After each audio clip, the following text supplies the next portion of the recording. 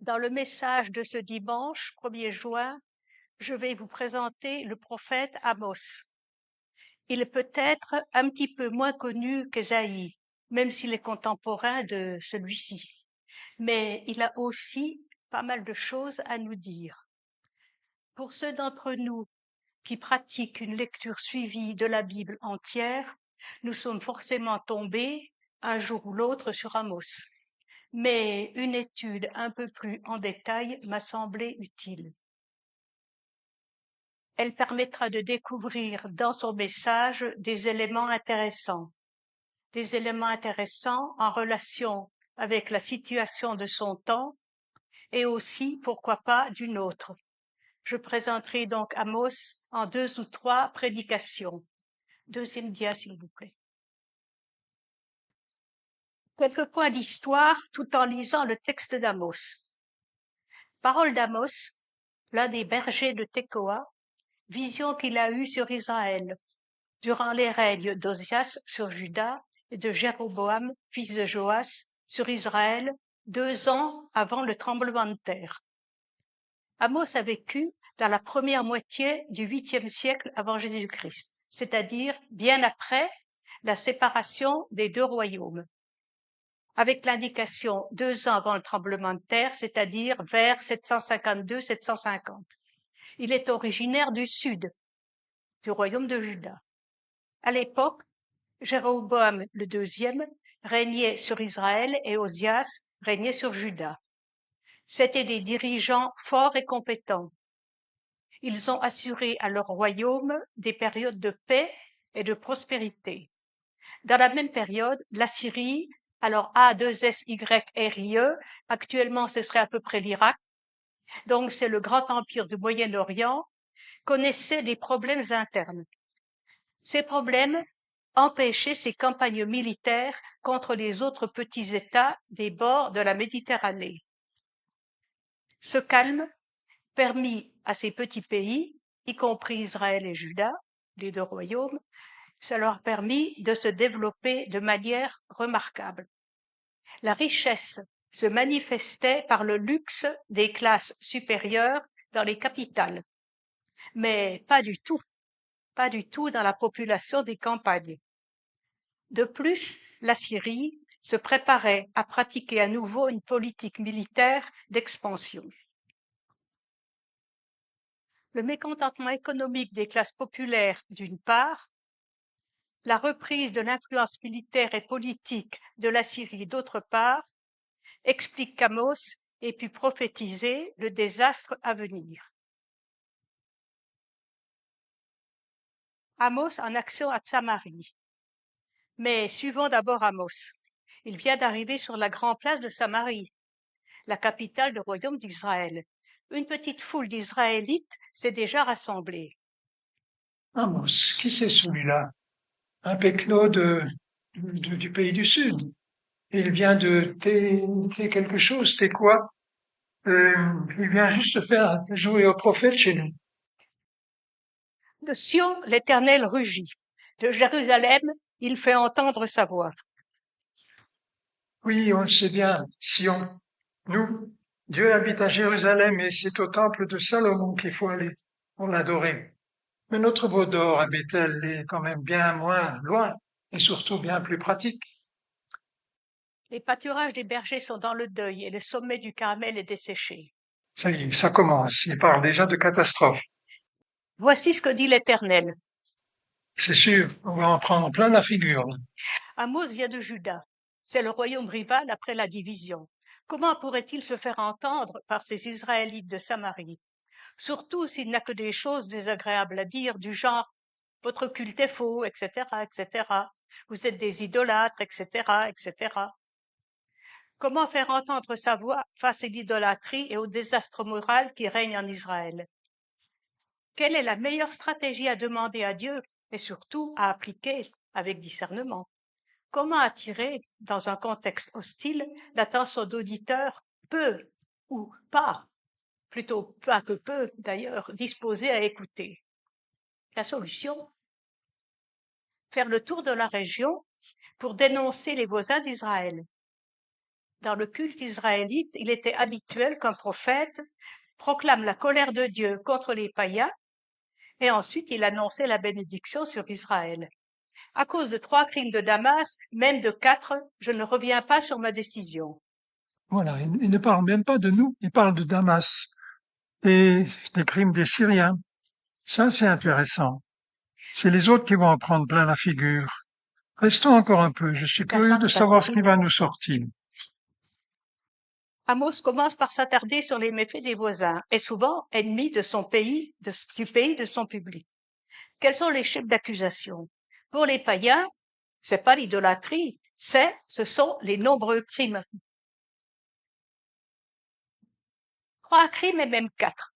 3, c'est un degré de perversité suffisant pour justifier le châtiment. 4, c'est un surplus qui peut déborder le vase de la colère divine. Je ne me rétracterai pas. Alors Amos va annoncer d'abord les crimes commis par chaque nation, il explique ensuite la colère de Dieu et il détaille la catastrophe, punition à venir. Je ne révoquerai pas le châtiment. Le péché entraîne ses propres conséquences, on ne peut pas prédire la forme que prendra le châtiment, mais le châtiment viendra.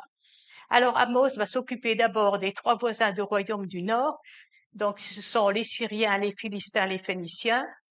Il passe ensuite aux descendants des patriarches et donc parents d'Israël, les Édomites, d'Ésaü, frère jumeau de Jacob, issu d'Isaac, les Ammonites et les Moabites, issus de Lot, neveu d'Abraham, et puis Juda, le frère séparé d'Israël. Mais revenons à Damas. Parce qu'ils ont écrasé Galaad sous des traîneaux de fer, j'enverrai le feu dans la maison de Hazaël, et il dévorera les palais de Ben-Hadad. Je briserai les verrous de Damas, j'exterminerai de Picat Aven les habitants et de Beth Éden celui qui tient le sceptre. Et le peuple de Syrie sera exilé à Kir, dit l'Éternel. Les Syriens ont commis un génocide contre la population civile de Galade. Ils ont forcé les victimes à s'allonger sur le sol, et des bêtes ont tiré sur leur corps des traîneaux munis de poignes de fer. Amen, amen, ça c'est bien. Bravo, t'as raison. Quelle bande de blaireaux. Pas permis de traiter les gens comme ça. Ce jour-là, le public a commencé par applaudir Amos avec des Amen, Amen sans doute très appuyés. Il n'a même pas remarqué que le jugement s'approchait étape par étape de lui. Voici ce que dit l'Éternel. À cause de 3 crimes de Gaza, et même de 4, je ne reviens pas sur ma décision. Parce qu'ils ont fait une foule de prisonniers pour les livrer à Édom, j'enverrai le feu dans les murs de Gaza, et il en dévorera les palais. J'exterminerai d'Asdod les habitants et d'Ascalon celui qui tient le sceptre. Je tournerai ma main contre Écron, et le reste des Philistins disparaîtra, dit le Seigneur l'Éternel. Gaza, encore un autre pays. Ah, vas-y, continue, ça me plaît. Les Philistins de Gaza sont coupables d'avoir vendu une foule de prisonniers de guerre à des Édomites. C'est une manière de faire des bénéfices importants en pratiquant le commerce systématique de gens qu'on a réduits en esclavage. Gaza était la plaque tournante du commerce des esclaves à la jonction de la route venant d'Édom et de la grande voie commerciale entre l'Égypte et la Mésopotamie.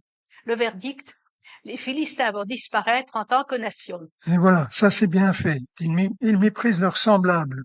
Pour eux, ces semblables ne sont que des marchandises. Voici ce que dit l'Éternel. À cause de 3 crimes de Tyr, même de 4, je ne reviens pas sur ma décision. Parce qu'ils ont livré à Édom une foule de prisonniers, sans se souvenir de l'alliance fraternelle, j'enverrai le feu dans les murs de Tyr, et il en dévorera les palais. Tyr, la capitale de la Phénicie, dominait sur les mers le commerce international. Encore ici, il est question du commerce d'esclaves. Mais, circonstance aggravante, le peuple victime est le partenaire d'une alliance fraternelle, d'un traité de fraternité conclu entre pays voisins.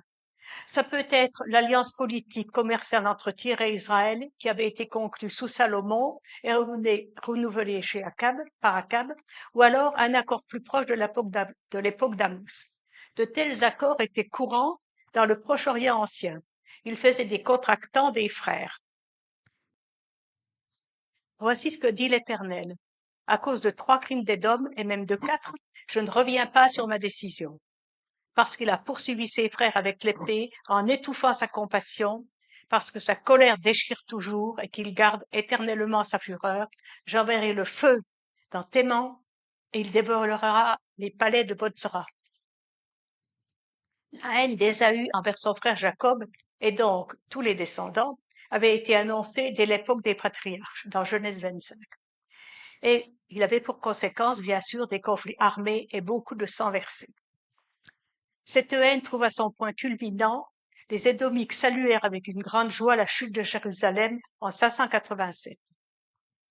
Après s'en être pris à Tyr, un peuple voisin d'Israël au nord, Amos dénonce Édom au sud-est. La destruction d'Édom sera complète sur tous les plans, géographiques, économiques et culturels. Tant pis pour ces Édomites. Voici ce que dit l'Éternel. À cause de 3 crimes des Ammonites et même de 4, je ne reviens pas sur ma décision.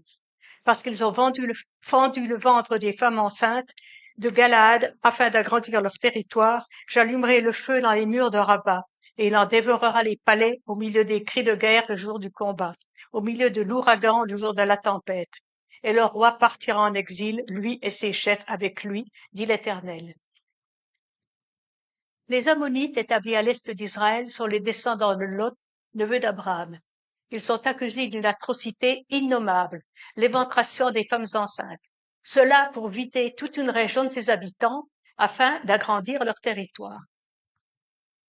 À l'époque, la menace assyrienne était moins pressante. Alors les Ammonites pouvaient donner libre cours à leur appétit d'expansion territoriale. Ce crime, planifié et mis en œuvre de sang-froid, est donc encore plus odieux. Mais c'est quand même infect, c'est même odieux. Dégoûtant. Voici ce que dit l'Éternel. À cause de 3 crimes de Moab, et même de 4, je ne reviens pas sur ma décision. Parce qu'il a brûlé, calciné les os du roi d'Édom, j'enverrai le feu dans Moab. Il dévorera les palais de Kérioth, et Moab mourra au milieu du tapage, au milieu des cris de guerre et du bruit de la tempête. L'incinération des os du roi d'Édom peut sembler moins grave que les tortures des habitants de Galade et l'éventration des femmes de Galade aussi. Mais pour les peuples du Proche-Orient, la crémation inspirait l'horreur. On y voyait la destruction de la personnalité en réduisant les os en poudre. Le feu dévorera pas seulement Moab, le pays, mais aussi Kérioth, la capitale, et aussi la pierre de Moab, qui était le site du sanctuaire de leur divinité nationale, qui s'appelait Kémosh. Moab avait fait disparaître toute trace de vie humaine chez un roi voisin. Elle verra aussi détruire toutes ses composantes politiques, religieuses, en tant que nation. Une vraie abomination, quelle honte. Un petit point sur la situation. Le péché contre la conscience des païens. Le Créateur, qui a créé l'homme à son image, a inscrit dans chaque cœur la conscience. Les péchés de la Syrie, des Philistins, de Tyr, d'Édom, d'Ammon, de Moab, sont des péchés contre la conscience. Ces péchés sont partout reconnus comme inhumains, même à l'époque d'Amos. Guerre gratuite, massacre, rupture d'alliance, sacrilège. Pour Amos, Dieu n'est pas le petit Dieu des Israélites, c'est le Dieu unique de tout l'univers. Et tous, nous tous, sommes responsables devant lui. Pour Amos, la moralité n'est pas une question relative. Dieu a instruit sa loi morale dans chaque cœur. Les nations païennes savent bien ce qu'elles font. Sinon, elles ne pourraient pas être considérées comme responsables de leurs actes. Dès la création, Dieu a donné à chacun assez de lumière, suffisamment de lumière pour le suivre. Mais on a préféré les ténèbres à la lumière, ainsi le cœur est devenu si obscur qu'on ne peut trouver Dieu sans la lumière de l'Évangile. Voici ce que dit l'Éternel. À cause de 3 crimes de Juda et même de 4, je ne reviens pas sur ma décision. Parce qu'ils ont méprisé la loi de l'Éternel et n'ont pas gardé ses prescriptions, parce qu'ils ont été égarés par les idoles mensongères que leurs ancêtres avaient adorées, j'enverrai le feu dans Juda et il dévorera les palais de Jérusalem. Il n'est plus question ici d'atrocité en temps de guerre, mais du non-respect de la loi divine, avec une conséquence identique à ce qui s'est passé chez tous les autres, le feu dans le pays et dans ses palais. Cette fois, Amos s'adresse à Juda lui-même. C'est le peuple qui a été privilégié par son lien avec le Seigneur. Alors Amos va s'attarder sur des fautes à caractère spirituel. Quand il parlait aux païens, il n'en parlait pas. Malgré la lumière morale fournie par la loi, Juda tourne le dos au Seigneur pour rendre un culte à des faux dieux. Juda fit comme les païens. Il partagera leur sort. Les Babyloniens incendieront les lieux, pas le temple y compris, où Juda avait pratiqué l'idolâtrie. Le péché contre la loi. Le péché de Juda est pire que celui des nations païennes. Juda a péché contre la révélation de Dieu qu'il a donnée dans la loi. Dieu lui a donné une révélation évidente de sa volonté. Ils savent ce que Dieu exige, mais ils refusent d'obéir. Dans nos églises, nous entendons chaque dimanche, et parfois en semaine, ce que la Bible enseigne. Mais le vivons-nous vraiment en pratique? Sommes-nous attentifs à appliquer ce que Dieu nous indique? Juda vient de subir les critiques d'Amos. L'auditoire israélite de Samarie, satisfait d'avoir entendu critiquer tous les autres autour de lui, s'apprête à repartir. Judas, lui aussi en a pris pour son compte. C'est bien fait pour lui, on en a assez entendu. Viens, on s'en va. Mais, surprise, ceux qui viennent de se frotter les mains en écoutant les malheurs qui attendent leurs ennemis et voisins, voici ce que dit l'Éternel. À cause de 3 crimes d'Israël et même de 4, je ne reviens pas sur ma décision. Amos continue. Il invective cette fois-ci les gens auxquels il prophétise. Et pas 2, 3 versets comme pour les autres, mais 10. Crime d'Israël. Qu'est-ce qu'il raconte encore celui-là? Parce qu'ils ont vendu le juste pour de l'argent et le pauvre pour une paire de sandales, ils aspirent à voir la poussière de la terre sur la tête des faibles, ils violent le droit des malheureux. Le fils et le père s'unissent à la même fille afin de déshonorer mon saint nom. Ils s'étendent près de chaque autel sur des habits pris en gage et ils boivent dans le temple de leur Dieu le vin de ceux qu'ils condamnent. C'est ce que je te disais, ce gars-là, il ne manque pas d'air. Il va encore nous insulter. Qu'il aille donc raconter ses salades à Jérusalem, mais pas ici. Oh là, c'est cette fois, on s'en va. Les crimes reprochés au royaume d'Israël. Amos ne parle même pas du veau d'or dressé à Bethel depuis Jéroboam le premier. Il passe directement à l'étape suivante. Les fruits empoisonnés de l'idolâtrie chez un peuple qui s'est placé de lui-même en dehors de l'alliance avec Dieu. La conséquence, une société dominée par des vices, des péchés qui nuisent aux rapports sociaux. Une société matérialiste où l'argent est roi. Ils ont vendu le juste pour de l'argent et le pauvre pour une paire de sandales. Les puissants se moquent du bonheur, des droits et de la liberté des faibles.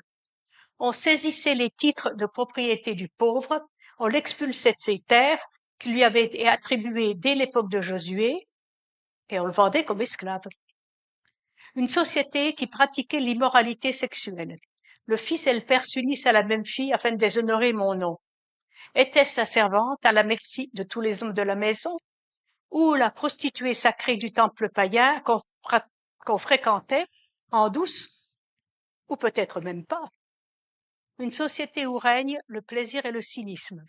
Ils s'étendent près de chaque autel sur des habits pris en gage, ils boivent dans le temple de leur Dieu au pluriel le vin de ceux qu'ils condamnent. On boit dans la maison des dieux païens, pas dans la maison du seul Dieu d'Israël. On s'étend sur des vêtements pris en gage qui auraient dû être rendus à leurs propriétaires. C'était la loi.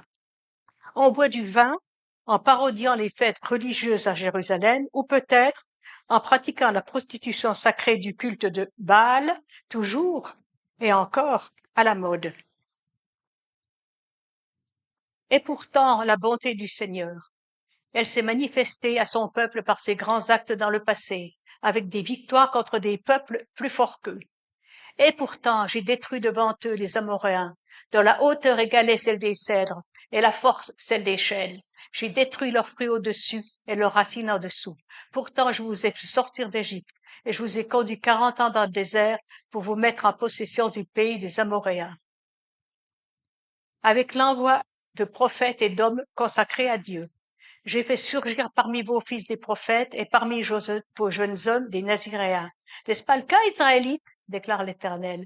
Et vous avez fait boire du vin aux Naziréens et aux prophètes, vous avez donné cet ordre, ne prophétisez pas.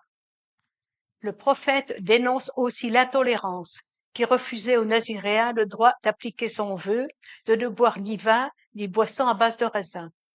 Pour Amos, ce rejet des Naziréens et ce refus des prophètes, c'est comme une invitation au jugement de Dieu.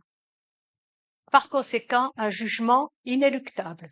Je vous écraserai comme un chariot chargé de gerbes écrase le sol. Celui qui est agile ne pourra pas fuir. Celui qui a de la force ne pourra pas s'en servir. Et l'homme vaillant ne sauvera pas sa vie. Celui qui manie l'arc ne résistera pas. Celui qui a les pieds légers ne s'échappera pas. Et le cavalier ne sauvera pas sa vie. Le châtiment d'Israël, ce sera l'anéantissement complet, total de son armée. Elle sera prise au piège par le rouleau compresseur des forces ennemies babyloniennes. Elle n'aura aucune possibilité de s'échapper. Le péché d'Israël était le pire de tous. Non seulement ils avaient péché contre leur conscience et contre la loi, mais ils avaient méprisé l'amour de Dieu. Dans son amour, Dieu les avait rachetés d'Égypte et leur avait donné leur pays. Et puis, pour les aider à comprendre sa volonté, il leur avait donné des prophètes et des Naziréens pour les conseiller. En réponse, ils ont réduit au silence les prophètes et ils ont corrompu les Naziréens. En dénonçant l'état moral et spirituel d'Israël, Amos espère les mettre en garde et, qui sait, provoquer une repentance qui mène au salut. Écoutez cette parole que l'Éternel prononce contre vous, Israélites, contre toute la famille que j'ai fait sortir d'Égypte. Je vous ai choisis, vous seuls, parmi toutes les familles de la terre. C'est pourquoi j'interviendrai contre vous pour tous vos péchés. Nous, chrétiens d'aujourd'hui, nous avons notre conscience et en plus nous sommes instruits dans l'Ancien et dans le Nouveau Testament. Nous connaissons donc la parole écrite. Alors, ne restons pas insensibles à l'amour de Dieu manifesté en Jésus-Christ. Et surtout, veillons à mettre en pratique l'Esprit du Christ dans nos relations mutuelles. Comment? En accordant toujours à l'autre le bénéfice du doute. Il peut lui arriver de commettre des erreurs. Nous aussi, nous en commettons, même si nous nous en rendrons compte. Alors ne soyons pas le juge qui ne rate personne, mais celui ou celle sur qui on peut compter pour indiquer la bonne direction. Et aussi, mettons-nous au service de l'autre. Voyons-le comme supérieur à nous. Cela va pas nous rendre inférieurs, mais va nous permettre de mettre nos dons en pratique dans un cadre de confiance et d'amour. Amen. Merci Seigneur pour ta parole, qu'elle nous guide et nous conduise. Amen.